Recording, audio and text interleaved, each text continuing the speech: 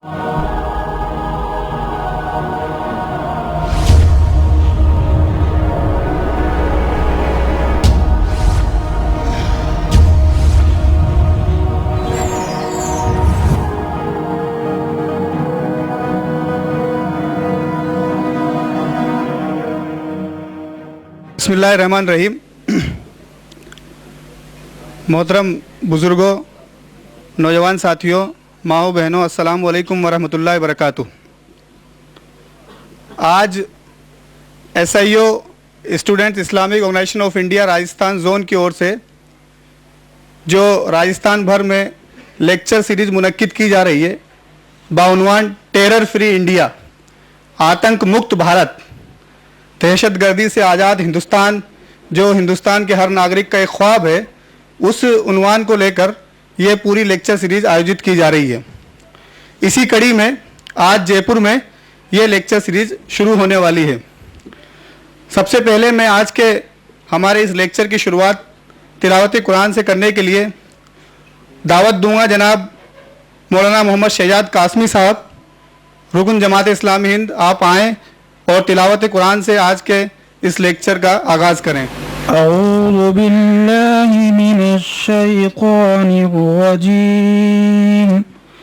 बिस्मिल्लाहिर रहमानिर रहीम। या अय्युहल्लज़ीना आमनुत्तक़ुल्लाहा हक़्क़ तुक़ातिह वला तमूतुन्न इल्ला वअंतुम मुस्लिमून। वाअतसिमू बिहब्लिल्लाहि जमीअन वला तफर्रक़ू वज़कुरू निअमतल्लाहि अलैकुम इज़ कुंतुम अअदाअ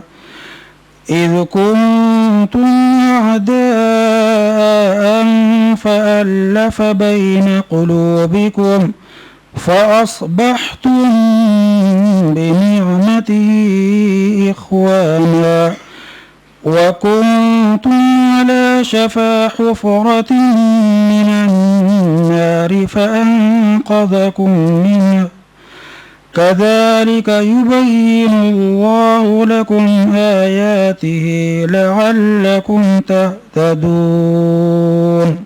सदक़ल्लाहुल अज़ीम। इस लेक्चर सीरीज़ के अगराज़ व मकासिद और आज के हमारे मेहमान जनाब सुहेल के साहब का तारुफ करवाने के लिए मैं दावत दूंगा जनाब मोहम्मद शाहिद खान साहब, state president SIO Rajasthan zone, कि आप आएँ।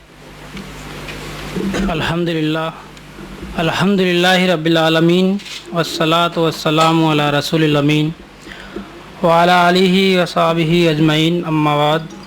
औज़ु बिल्लाहि मिनश शैतानिर रजीम। बिस्मिल्लाहिर रहमानिर रहीम।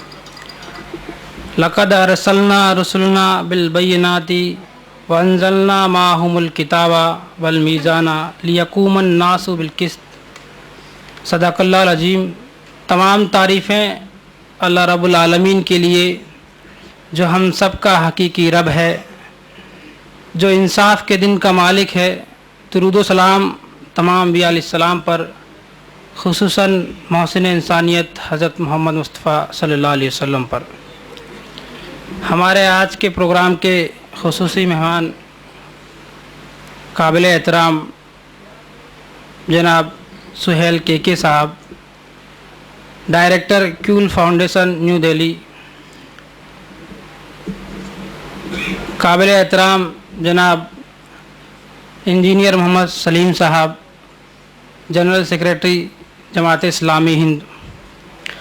मेरे सामने तशरीफ़ फरमा काबिल एहतराम बुज़ुर्गों, नौजवान दोस्तों, माओ बहनों,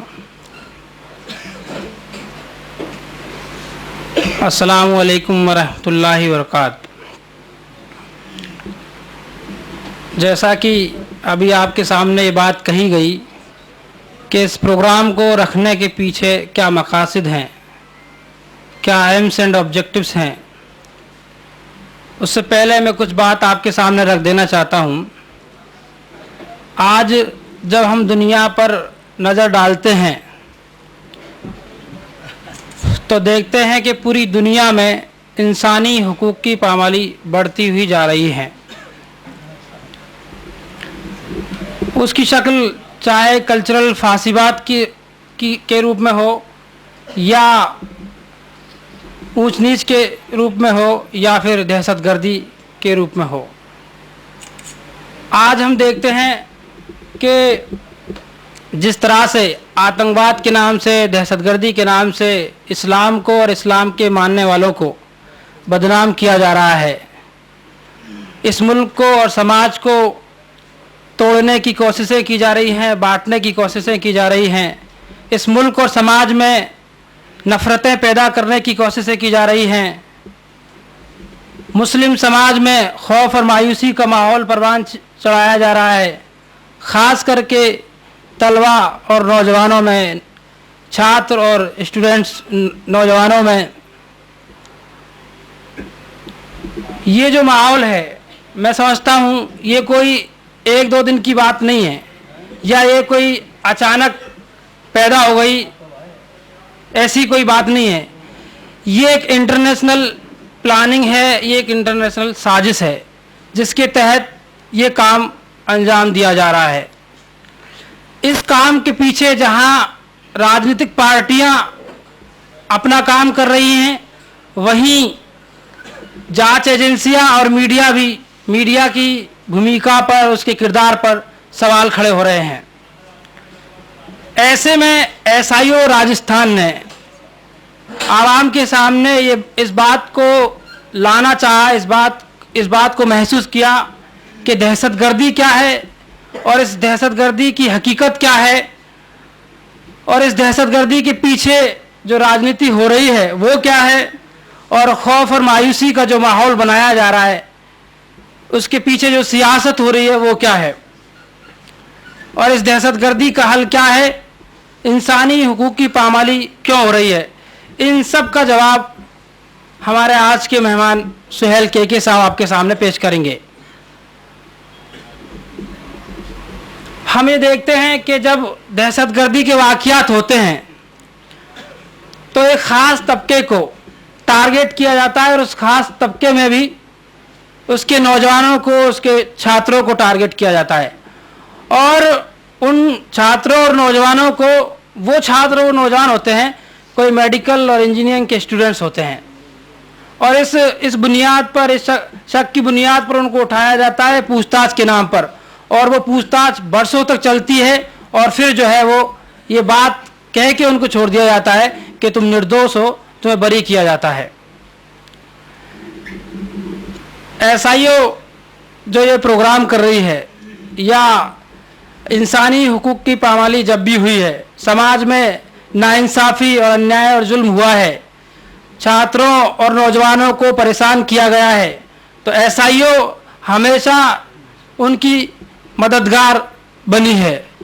मेरे पास मौका नहीं है कि एसआईओ ने कब कब इस तरह के माहौल में इंसाफ के लिए आवाज़ उठाई है।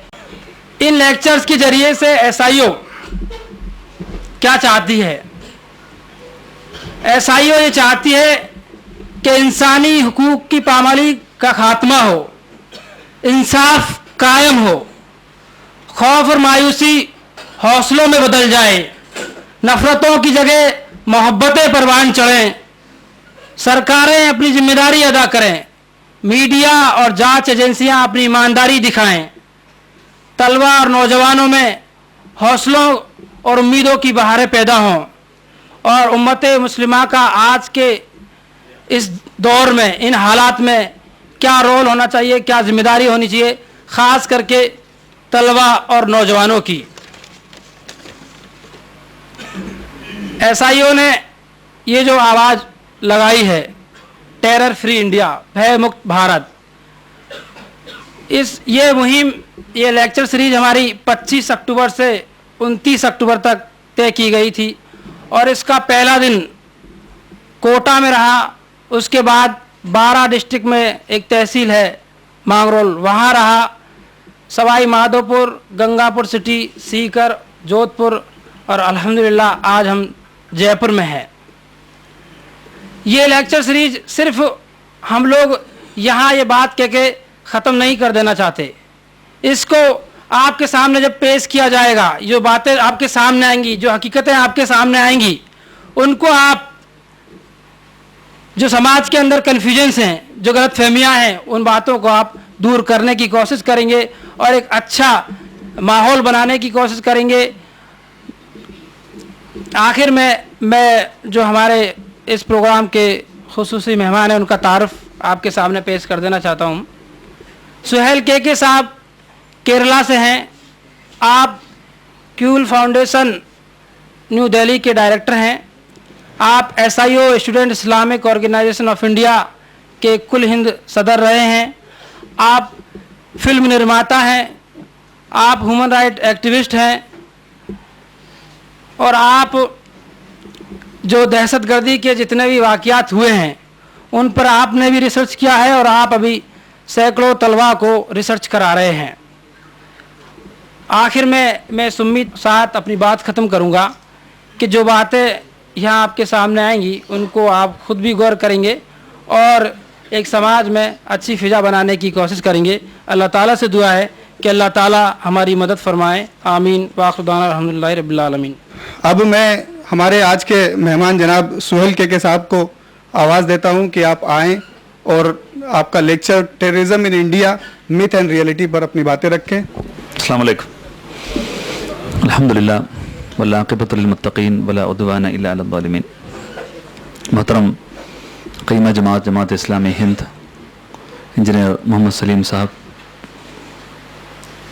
इस प्रोग्राम में तशरीफ़ ले चुके तमाम मेहमानान, बुज़ुर्गों, भाइयों, बहनों, बहुत ही एक इम्पॉर्टेंट टॉपिक जो आज के दौर में भूत प्रेत के कहानी जैसा हम लोग न्यूज़पेपर्स में, चैनल्स में सुनते आए हैं, पढ़ते आए हैं, वो टॉपिक के ऊपर कुछ क्लैरिटी आपके सामने रखने के लिए, लाने के लिए ये प्रोग्राम रखा गया है।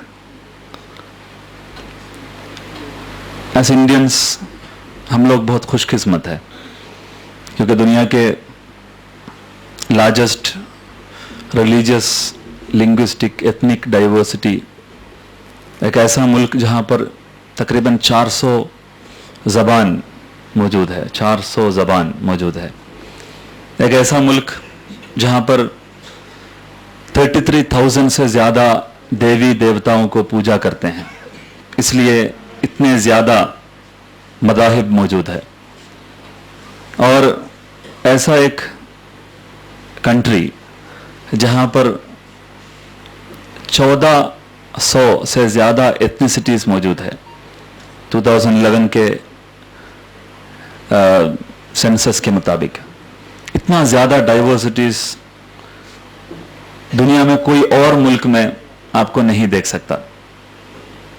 ये डाइवर्सिटीज़ के बारे में इस्लाम का जो नज़रिया है, कुरान के मुताबिक वलौ शाअ रब्बुका लजअलन नास उम्मतन वाहिदा वला यज़ालूना मुख्तलिफीन, अल्लाह अगर चाहे तो अल्लाह ये पूरा दुनिया में जितना भी लोग हैं सब लोगों को एक उम्मत बना सकता था, लेकिन ये डाइवर्सिटीज़ है मौजूद और वो बढ़ते रहेंगे। और आपको याद होगा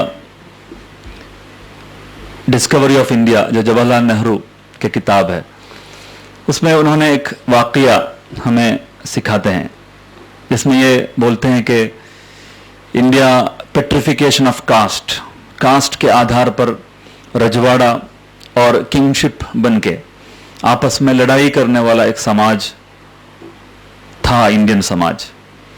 लेकिन यहाँ के वेद, चतुर्वेद हो या स्मृति हो या श्रुति हो और यहाँ के जो बुनियादी हिंदू स्क्रिप्चर्स हो, उसमें ये जो वैल्यू है वसुधैव कुटुंबकम जैसा, पूरा दुनिया के लोग, चाहे वो चीनी हो या जापानी हो, चाहे वो बर्मी हो या श्रीलंकन हो, सब लोग एक कुटुंब का, एक फैमिली का हिस्सा है। ये वैल्यू वेदास में प्रमोट करते हैं, लेकिन उसी वेदा में जो है पुरुष सूक्त, जहाँ पर ब्राह्मण, क्षत्रिय, शूद्र, वैश्य, ये 4 कास्ट सिस्टम के जो बीज डाला गया है। उसके बाद इंडिया में इतने कास्ट, इतने जो है लड़ाई हुए हैं। बाद में जवाहरलाल नेहरू बोलते हैं कि ये पेट्रिफिकेशन ऑफ कास्ट खत्म करने के लिए बाहर से लोग आना पड़ा, जिसका बुनियाद है आदम और हव्वा, जो दुनिया के पूरा जो समाज एक माता पिता से आए हैं। या अय्युहन्नास इन्ना खलकनाकुम मिन ज़करिन व उन्सा वजअलनाकुम शुऊबन व क़बाइल लितआरफू इन्न अक्रमकुम इंदल्लाहि अत्काकुम। कुरान के जो वर्ल्ड व्यू है कि पूरा दुनिया एक माता पिता से आए हैं, और इसके अंदर जो भी डाइवर्सिटीज़ है वो डाइवर्सिटीज़ को आपको एकोमोडेट करना, उसको जो है इंक्लूसिव तरीके से देखने का जो है एक नज़रिया इंडिया में आए, बाहर से आए हुए इस्लामिक आइडियोलॉजी, ये आप देख सकते हैं डिस्कवरी ऑफ इंडिया में वो लिखते हैं। और अगर ये नहीं आए तो इंडिया अगर आज़ाद हिंदुस्तान हो जाए तो एक मुल्क नहीं बल्कि अलग अलग मुल्क बन जाता। India would have been different countries. Maharashtra एक मुल्क बन जाता, यूपी अलग एक मुल्क बन जा सकता था, केरला दूसरा एक मुल्क बन सकता था। लेकिन एक बाहर से आए हुए किंगशिप ये पूरा इंडिया को, वहाँ के रजवाड़ा को जो है तमाम लोगों को एक बॉर्डर के अंदर करके, बाद में ऐसा किया हुआ मुल्क को ब्रिटिश लोग आके जब कब्जा किए, उसके बाद जब आज़ाद मिले तो एक मुल्क होके ये जो है इंटीग्रेट हुए। ये उनका कहना है, उनका एक कोटेशन आप देख सकते हैं। इस्लाम का एक नज़रिया ये है कि दुनिया में जो भी डाइवर्सिटीज़ है वो डाइवर्सिटीज़ कभी भी शत्रु नहीं हो सकता और हमारे लिए एक्सक्लूसिव नहीं हो सकता। कुरान की नज़रिया ये है कि सब लोग एक माता पिता से आए हैं। हुजूर सल्लल्लाहु अलैहि वसल्लम के जो राष्ट्र है, या हुजूर सल्लल्लाहु अलैहि वसल्लम जिस राष्ट्र के जो नेता थे या खलीफा थे, इस्लामिक स्टेट, तो इस्लामिक स्टेट की ख़ास बात यह था कि वहाँ पर गैर मुस्लिम बहुत बड़े तादाद में थे। बनु कुरैला, बनु कैनुका, बनु नलीर, बनु मुज़दलिफ, ये तमाम यहूद ग्रुप मिलके एक स्टेट कायम किया, जहाँ पर बोला गया कि हम सब लोग मिलके एक राष्ट्र है, एक स्टेट है। इन्ना हाज़ा उम्मतकुम उम्मतन वाहिदा, ये उम्मत एक उम्मत है, ये नेशन वन नेशन है। ये इस्लाम का आइडियोलॉजी है। कभी भी एक इस्लामिक आइडियोलॉजी जानते हुए एक जानने वाला एक आदमी को आतंकवाद तो नहीं बन सकता। आतंकवाद बहुत दूर की बात है, एक आदमी को नफरत नहीं कर सकता, क्योंकि कुरान की जो टीचिंग है वो ये है कि हुज़ूर सल्लल्लाहु अलैहि वसल्लम से एक आदमी आके पूछ रहे अय्युल इस्लामी खैर या रसूल अल्लाह, इस्लाम में सबसे अच्छा क्या है या रसूल अल्लाह। तो उस वक्त जवाब ये है कि क़ाला तुतइमुत तआम व तक़रउस सलाम अला मन अरफ़्त व मा लम तअरिफ़, आप जो है सब लोगों को खाना खिलाइए और लोगों से सलाम कहिए, अस्सलाम वालेकुम बोलिए। किससे? अला मन अरफ़्त व मा लम तअरिफ़, आप जिसको जानते हैं या नहीं जानते हैं। आप जानते हैं नहीं कि यह आदमी जिससे मैं सलाम बोल रहा है वो आदमी यूपी का है या बिहार का है या गुजरात का है या तमिलनाडु का है या कश्मीर का है या केरला का है, नहीं जानता। वो क्रिश्चियन है या मुस्लिम है, हिंदू है, कुछ भी नहीं जानता। आप उनसे सलाम कहेंगे और अगर वो भूखे पेट है तो उनको खाना खिलाएंगे। मुस्लिम होने देखने का जरूरत नहीं है। ये इस्लाम का बड़ा वैल्यू है। एक मशहूर हदीस है जहां पर आपके जो पड़ोसी में एक आदमी भूखा पेट है तो वो अगर भूखा पेट रह के आप अगर आपके पेट भर अगर खाना खाते हैं तो वो हम में से नहीं है, वो मुसलमान नहीं हो सकता। वो भूखा पेट जो आदमी है पड़ोस में, वो मुसलमान होना जरूरी नहीं है। वो जो भी मजहब के आदमी हो, वो अगर भूखा पेट है उनको खाना खिलाना हमारा फर्ज बनता है। मतलब कभी भी कम्युनल अंदाज से, कभी भी जो है उसको बोलते हैं असबियत के मुताबिक एक आदमी को देखना, एक समाज को देखना नामुमकिन है। ये इस्लाम का वर्ल्ड व्यू है। अभी जो है हम अगर दुनिया के पिछले 15 साल के आतंकवाद के जो एपिसोड्स है, ये अगर आप देखेंगे तो आप देख सकते हैं कि एक खास मजहब ये आतंकवाद के साथ जोड़ा जाता है। इस्लामिक टेररिज्म, इस्लामिक आतंकवाद। हालांकि उसके पहले कभी भी आप एक मजहब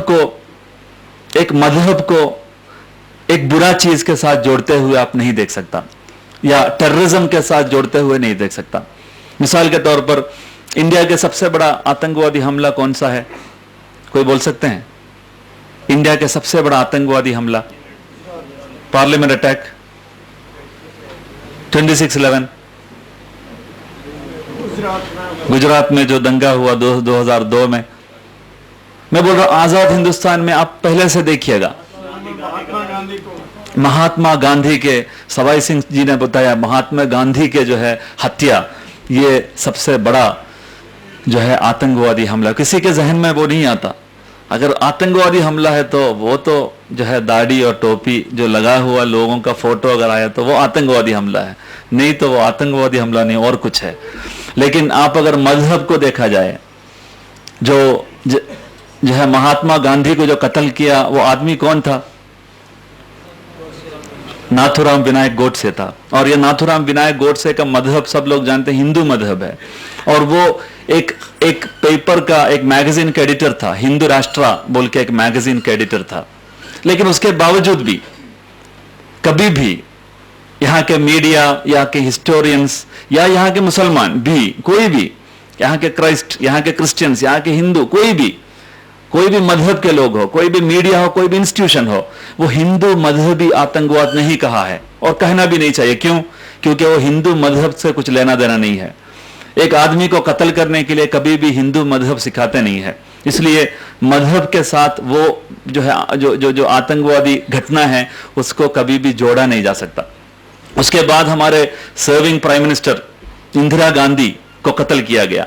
इंदिरा गांधी को कत्ल किया गया आदमी कौन था? कौन सा मजहब था? सिख मजहब था। और यह सिख मजहब एक मिलिशिया फॉर्म करके, खालिस्तान मूवमेंट, बब्बर खालसा, इस तरीके का जो है टेररिस्ट ऑर्गेनाइजेशन होके मजहब के ही आधार पर एक नया मुल्क के लिए वो लोग क्लेम कर रहा था। लेकिन उसको कभी भी सिख मजहबी आतंकवाद किसी ने भी नहीं कहा और कहते भी नहीं है। उसके बाद राजीव गांधी का कत्ल हुआ। कौन किया? Liberation tigers of Tamil Eelam, LTTE, और उसका मजहब डिक्लेयर्ड मजहब है हिंदू मजहब, लेकिन उसको कभी भी हिंदू मजहब आतंकवादी नहीं कहा।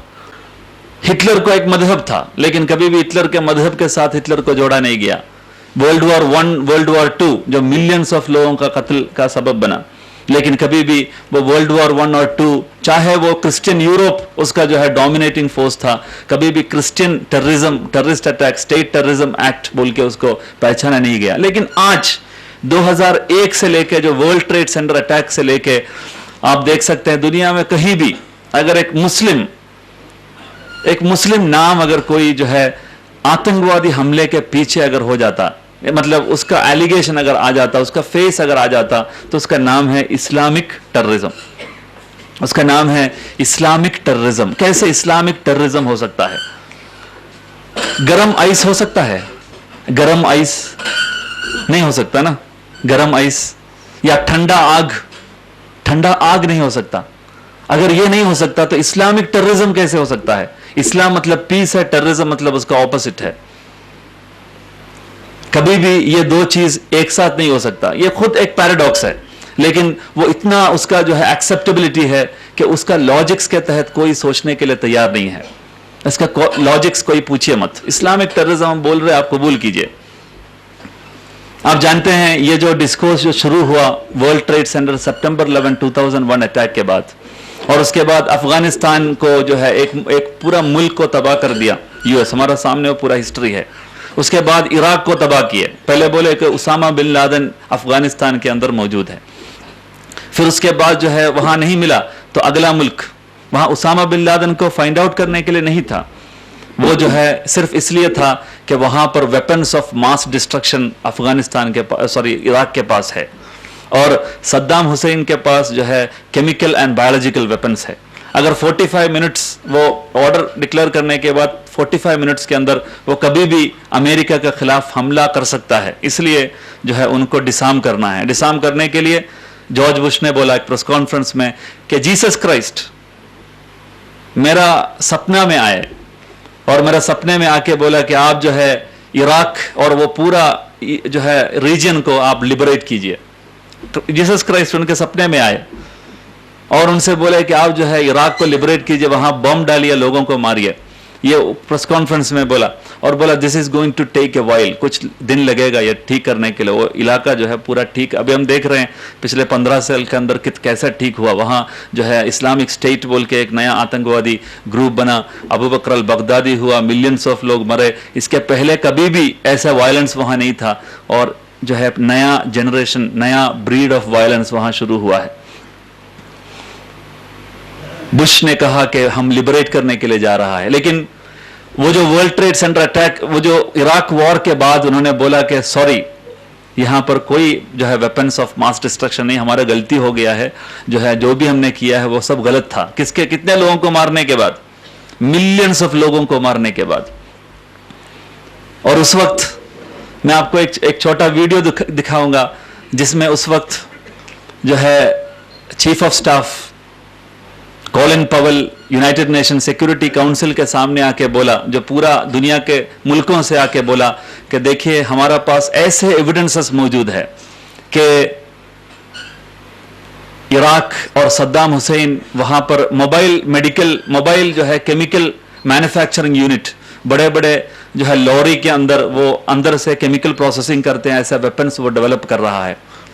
और उसको हमने अपने सैटेलाइट से देखा है, और उसका जो है 3D एनिमेशन में आपके सामने दिखा रहा हूं बोल के पूरा दुनिया के जो प्रेसिडेंट्स और प्राइम मिनिस्टर्स के सामने उन्होंने दिखाया। देखिए सब लोग हमें सपोर्ट कीजिए, नहीं तो इनके वेपन्स ऑफ मास डिस्ट्रक्शन आप लोग इसका विक्टिम्स बन जाएगा।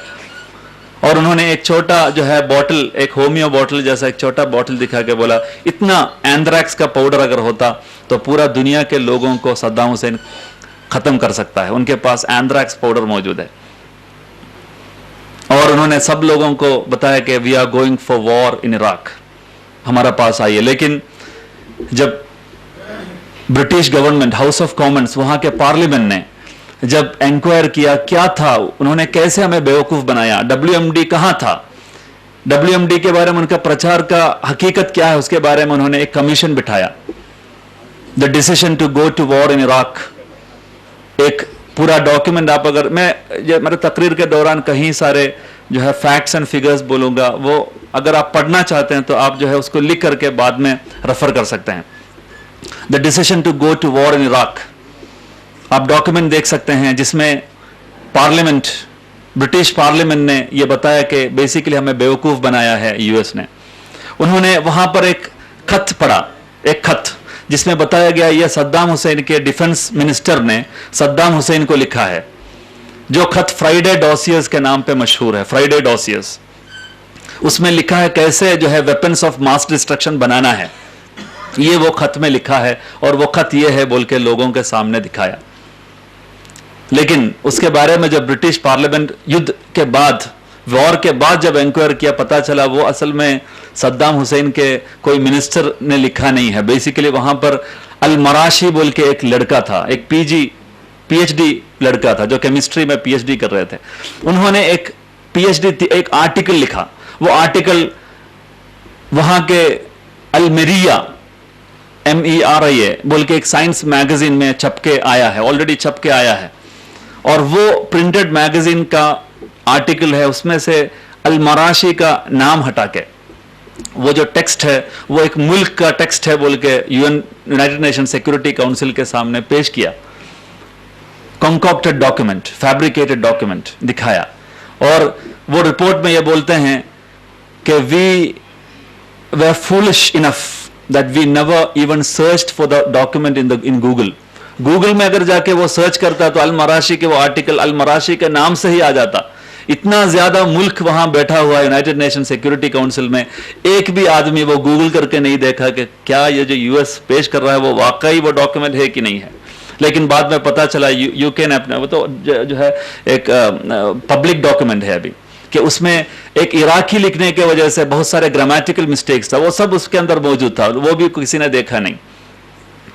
और उन्होंने बोला शेख अल लिबी बोल के एक आदमी है जिनको जो है टॉर्चर करके, लिबिया में टॉर्चर करने के बाद उन्होंने एक्सेप्ट किया कि मैं वो लेबोरेटरी के अंदर मौजूद था जहां पर ये केमिकल एंड बायोलॉजिकल वेपन्स बनाते हैं। लेकिन उनको पिटाई करके उनको कत्ल किया, वो मर गए। मरने के बाद उनका जो है स्टेटमेंट दिखाया कि देखिए ये शेख अल लिबी का स्टेटमेंट है, लेकिन बाद में उसके बारे में पता चला उनको टॉर्चर करके एक्सट्रैक्ट किया कन्फेशनल स्टेटमेंट शेख अल-लिबी का, और उन्होंने बताया कि ये जो है 3D एनिमेशन वीडियोस ये सब बेसिकली वहां से मिला हुआ जो है सैटेलाइट इमेजेस है। वो वीडियो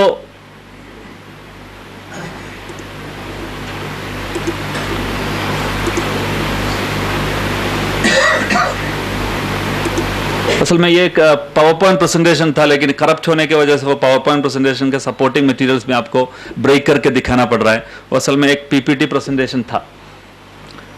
WMD के बारे में उनका जो प्रचार था वो आप देख सकते हैं कैसा था वो।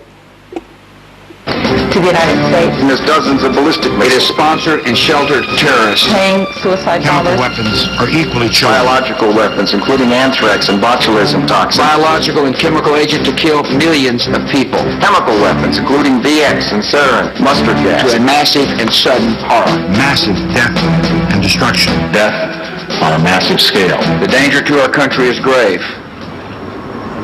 The danger to our country is growing. The Iraqi regime possesses biological and chemical weapons. The Iraqi regime is building the facilities necessary to make more biological and chemical weapons. And according to the British government, the Iraqi regime could launch a biological or chemical attack in as little as 45 minutes after the order were given.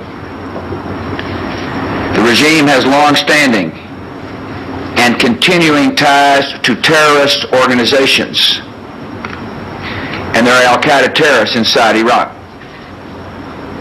The regime is seeking a nuclear bomb, nuclear bomb, and with fissile material could build one.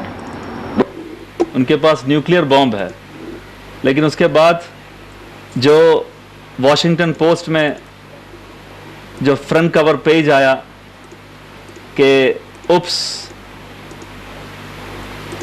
वहां पर कुछ नहीं मिला, no WMDs, ये Washington Post का cover page था। White House से search found no banned weapons, कोई भी जो है बैंड वेपन्स हमें मिला नहीं, सॉरी, हम जो है अब सब लोगों को बैक कर रहे हैं, कुछ नहीं मिला, सॉरी बोल के वो वहां से निकल गया। इसके बारे में जब BBC, जो ब्रिटिश ब्रॉडकास्टिंग कंपनी, वहां के मीडिया ने जब इंक्वायरी किया, उन्होंने जो दलील की हैसियत से जो पेश किया गया था, Every statement I make today is backed up by sources. ये जो स्पीच में जो भी दलील बताया था वो दलील को एक एक करके उन्होंने इंक्वायर किया, क्या उनके जो क्लेम था वो सही था या गलत था, वो आप देख सकते हैं। Solid sources. These are not assertions. What we're getting ये इसलिए आपके सामने दिखा रहा है क्योंकि एक मुल्क के खिलाफ जंग करने के लिए जो भी आर्ग्यूमेंट्स और जो भी फैब्रिकेटेड एविडेंसेस दिखाया गया, वही तरीके से, वही पैटर्न से इंडिविजुअल्स को, ऑर्गेनाइजेशंस को भी जो है आज दुनिया भर जो है पीछे जाके हॉन्ट कर रहा है। ये दिखाने के लिए है जो ये जंग की हकीकत आपके सामने दिखा रहा है। you about facts and conclusions based on solid intelligence. The source was an eyewitness, an Iraqi chemical engineer who supervised one of these facilities. He actually was present during biological agent production runs. But there was just one problem. Colin Powell said that he, that's you, the source, was present during the biological production runs. ये आदमी है जो Colin Pavel बताया कि lab के अंदर मौजूद था। उनसे पूछ रहे क्या आपने लैब में मौजूद था? Present when?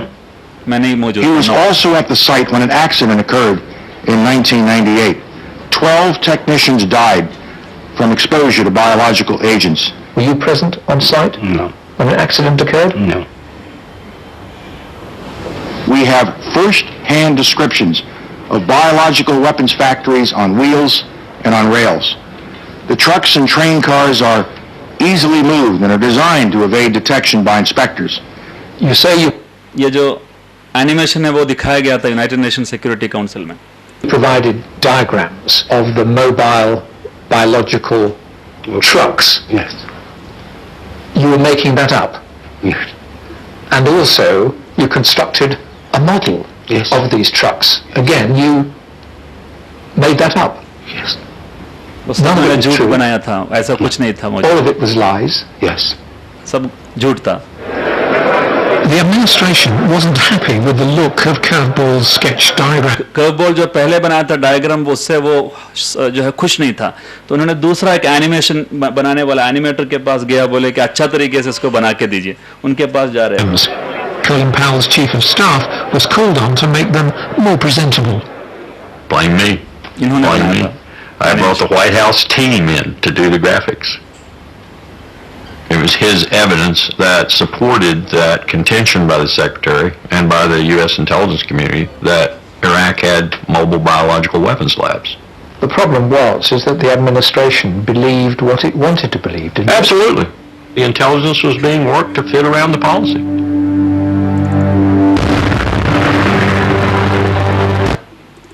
The intelligence was brought to fit around the policy. Government policy को जो है उसका मदद लेने के लिए इंटेलिजेंस खुद जनरेट करता था, फेक इंटेलिजेंस क्रिएट करता था। ये जो है कॉलिन पवेल के स्टाफ खुद कैमरा के सामने बोलते हुए आपने देखा। बिल्कुल यही चीज इंडिया के अंदर दुनिया भर के जो है टेरर केसेस को आप अगर देखेंगे, छांट के देखेंगे, आपको पता चलेगा। मैं एक जो है एक छोटा नमूना आपके सामने रखना चाहूंगा। 2012 में इंडिया के दिल्ली में एक इसराइल कॉन्सुलेट है।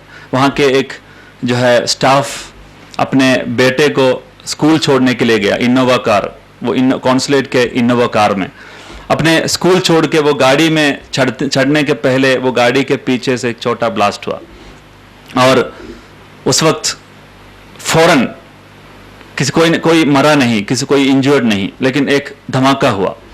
फौरन वो सीन में इसराइल आ रहे हैं, मीडिया में बोल रहे कि इसके पीछे ईरान है और ईरान ने ये अटैक किया है इंडिया के अंदर। दिल्ली में जो इस्राएली कॉन्सुलेट है उसके अंदर आके उसके जो है गाड़ी में हमला कर दिया, एक मैग्नेट बॉम्ब इस्तेमाल किया। इस तरीके का पूरा जो तफसीलात इसराइल ने बताया और फौरन आपको जानना चाहिए वो अटैक का बैकग्राउंड क्या है।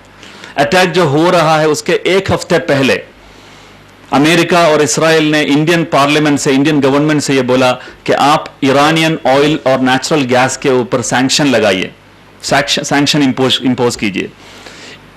आफ्टर लॉट ऑफ डिस्कशन, बहुत सारे डिबेट्स के बाद पार्लियामेंट ने यह तय किया कि हमारे नेशनल इंटरेस्ट ये नहीं है कि ईरानियन ऑयल और नेचुरल गैस के ऊपर सैंक्शन इंपोज करें। हमारा जो है नेशनल इंटरेस्ट ये है कि हम उन्हीं से ऑयल और नेचुरल गैस खरीदें। क्यों? क्योंकि वो चीप है और सबसे स्वीट ऑयल है, उसको प्रोसेस करने के लिए जो है टाइम और खर्चा बहुत कम पड़ता है। इसलिए हम कभी भी सैंक्शन इंपोज नहीं करेंगे, उनको पाबंदी नहीं लगाएंगे, ईरान से हम ऑयल लेंगे।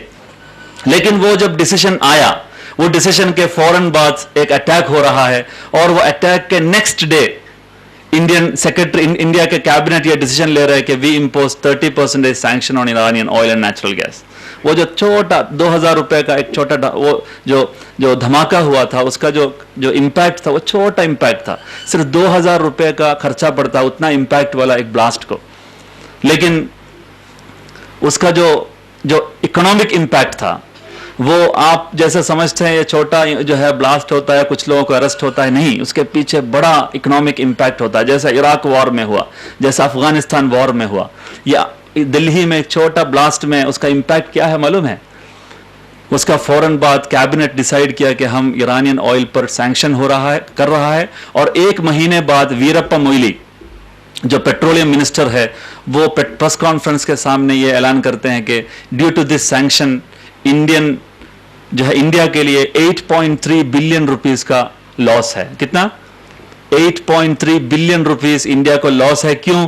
अभी तक जो ईरान से ले रहा था वो ऑयल, वो उसके बदले में लेना पड़ा एक्सॉन मोबिल और दुनिया के शेवरॉन, शेल जैसा बड़े बड़े जो है यूरोपियन ऑयल कंपनी से। एक छोटा धमाका, लेकिन उसका जो इंपैक्ट है वो 8.3 बिलियन किसको प्रॉफिट हुआ? हमारे लिए लॉस है, लेकिन उसका मतलब यह है कि कोई कंपनी को प्रॉफिट मिला। वो प्रॉफिट मिला हुआ कंपनी से अमेरिकन पेट्रोलियम कंपनीज। हम समझते हैं ये छोटा इंसिडेंट है, लेकिन नहीं, उसका इंपैक्ट, उसका जो पॉलिटिकल इकोनॉमी है वो जो है कहीं बिलियन गुना ज्यादा है। अगर आप जो है हर केसेस के बारे में जब पढ़ेंगे, हर छोटे छोटे केसेस, मैंने कुछ दिनों पहले एक बंटू मिश्राम बोल के एक आदमी से मिला, बंटू मिश्राम। ये महाराष्ट्र में नागपुर के पास जो है गड्डी गोदाम में रहते हैं। ये एक छोटा दलित टेलर है, एक जो है छोटा जो है झोपड़पट्टी में रहने वाला एक टेलर।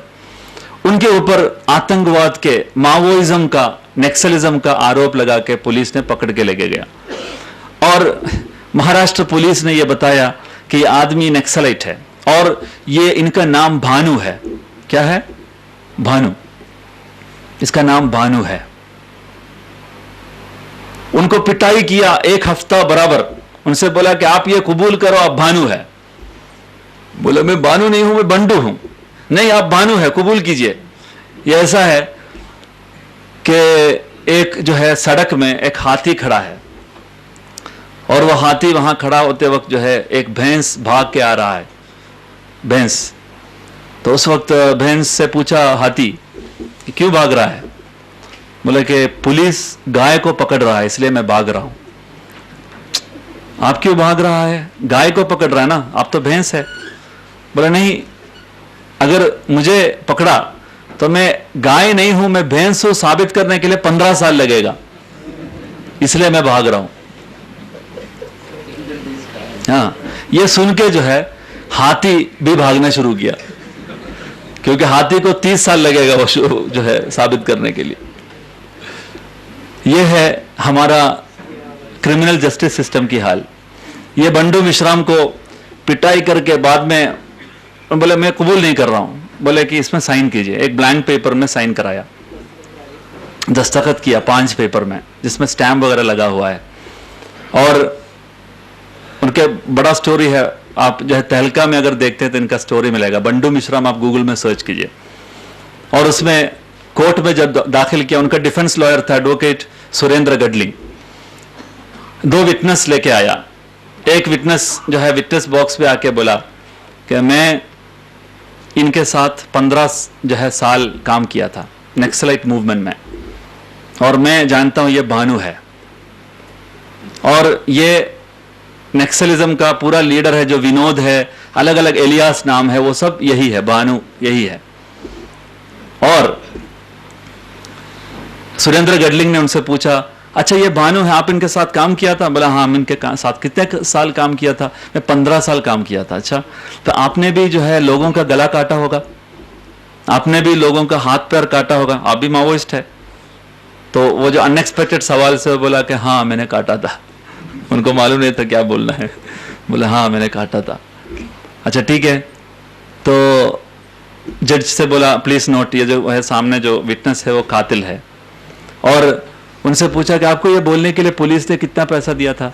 बोला मुझे 25,000 दिया था कोर्ट में।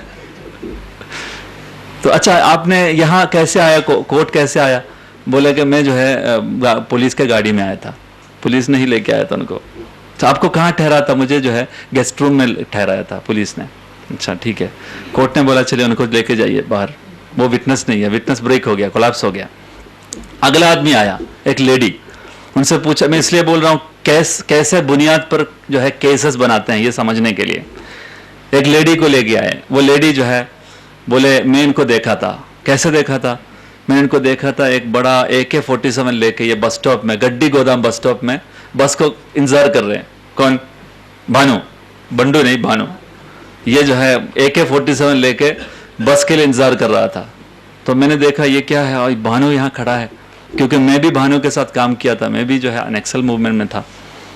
तो इन्होंने बस जब आया तो बस से जो है चलते वक्त मैं उसके पीछे बाइक में एक आदमी के साथ गया और वहाँ वो उतर के एक बड़ा शजर, एक जो है पेड़ के नीचे आके वो लोगों से बोल रहा था सब लोग जो है नक्सलाइट मूवमेंट में आ जाइए, और ये सब लोगों को नक्सलाइट मूवमेंट में आने के लिए तकरीर कर रहा था, कैंपेन कर रहा था।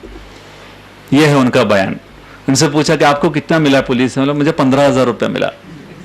बोल दिया, क्योंकि उतना जो है नाजुक होता है, विटनेस तो मालूम नहीं क्या बोलना है।